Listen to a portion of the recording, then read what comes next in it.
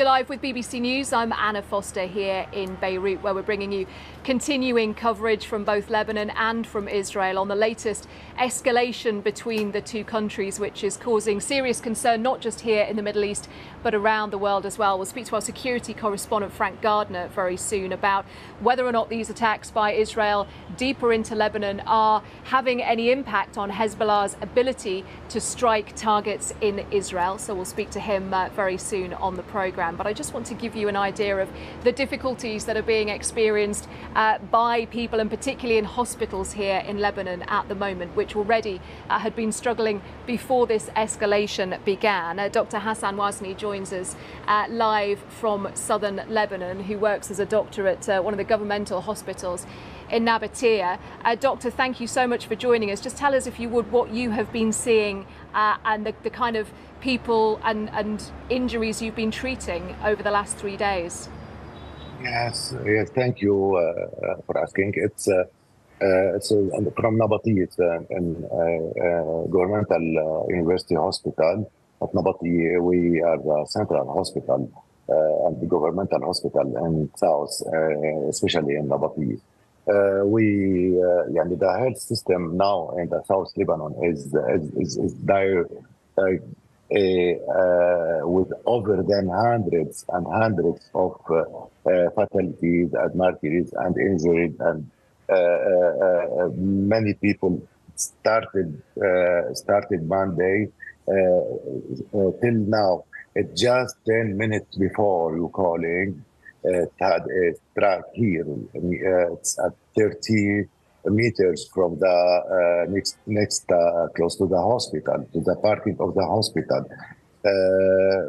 Many cases, many more than 300 injured, wounded, and more than 30 people died from them. Many cases in intensive care still having their treatment.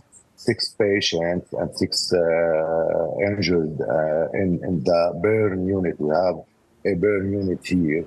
And we transferred many of them also to other hospitals in Beirut and in, we say, in maybe safer hospital or safer areas. But now all the region, all Lebanon is not safer, as you know.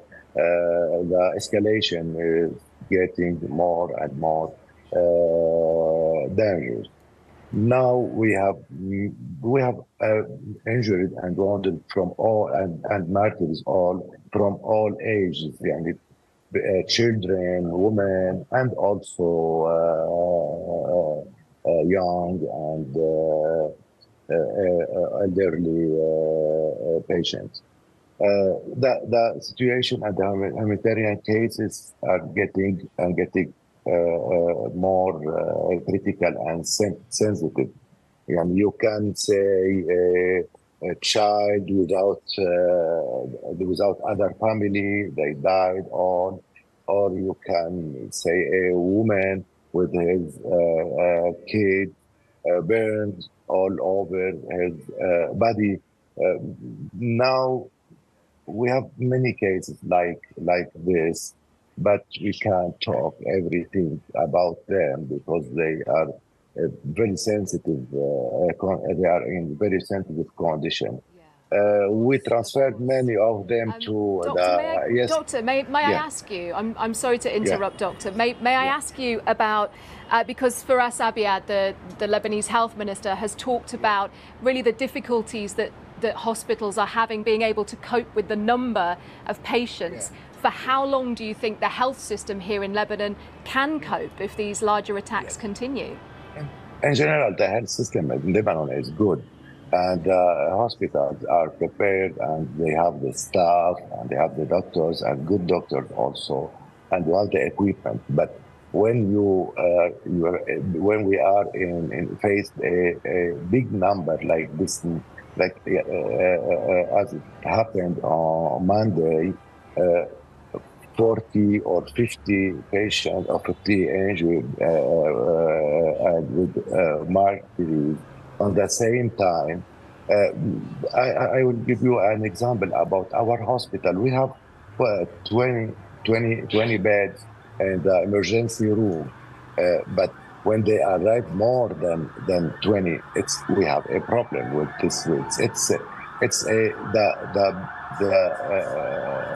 the number is about we talk about the number, but now the first 2 days the patient and the wounded people was big and was incredible. Now the numbers is less than before. Yani we can receive 5, 6, 10, maybe it's okay. But then the here is the difficulty, and here the also we should yani, have a good connection and with other hospital in Beirut, and for transfer to do transfer the patient for other, and to be ready and that really helps, doesn't it? And that really does help. Doctor? Yes. Doctor, thank you so much for joining us. I really appreciate your time. I know how busy you are. Thank you so much for being with us, Dr. Hassan Wazni.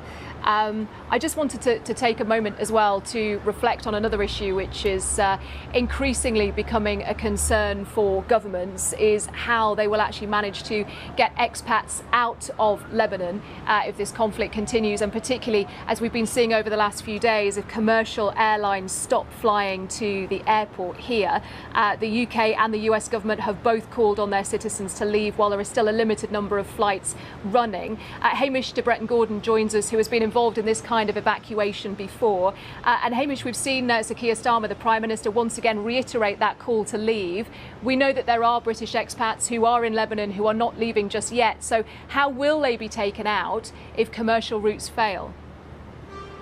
Well, first of all, the military staffs in the UK will have done an awful lot of planning for this, plan for non-combatant evacuation operations all the time. And when places go hot like Lebanon, those plans are dusted off. In a perfect world, and obviously this isn't a perfect world, if commercial flights aren't available, RAF transport planes that are based in Cyprus, which is only a 10 or 15-minute flight away, would be able to ferry an awful lot of people out of the commercial airport very quickly.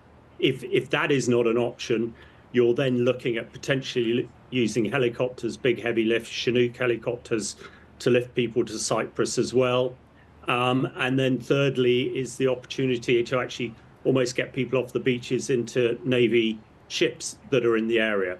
It gets much more complicated if actually we have to put British troops on the ground to protect those sites that go away, to get people out.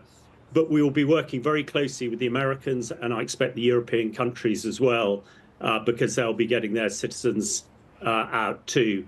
I think we're very fortunate that we have Cyprus so very close, with 2 big military bases there, and no doubt with embassy staff still in Beirut being able to control these things.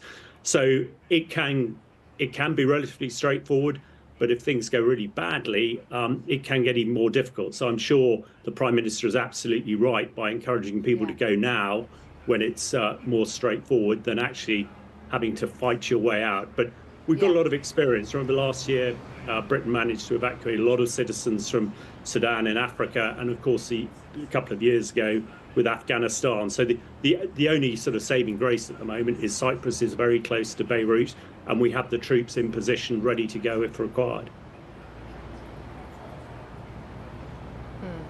And Hamish, we've got about a minute or so left, and as we were touching on there, of course, the geography is part of the difficulty here. As you say, it's fortunate that Cyprus is close by, but it means that land routes, of course, to the south to Israel or to the east to Syria, they aren't an option for people to leave of their own accord. You really are talking, in terms of civilian routes, only about the airport. Well, absolutely, you're right there.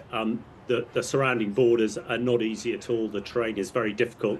So I am sure if people want to get out, they need to listen to what the British Embassy and others are saying, get to the airport. And I'm sure that if required, the British military will be up to the task of recovering those people who want to leave, even if it does get really, really dangerous, which let's hope, and we're all praying that it doesn't. Hamish Breton-Gordon, thank you for joining us. Former soldier with the British Army, describing there as he was some of the challenges that will face expats, not just British, but from around the world.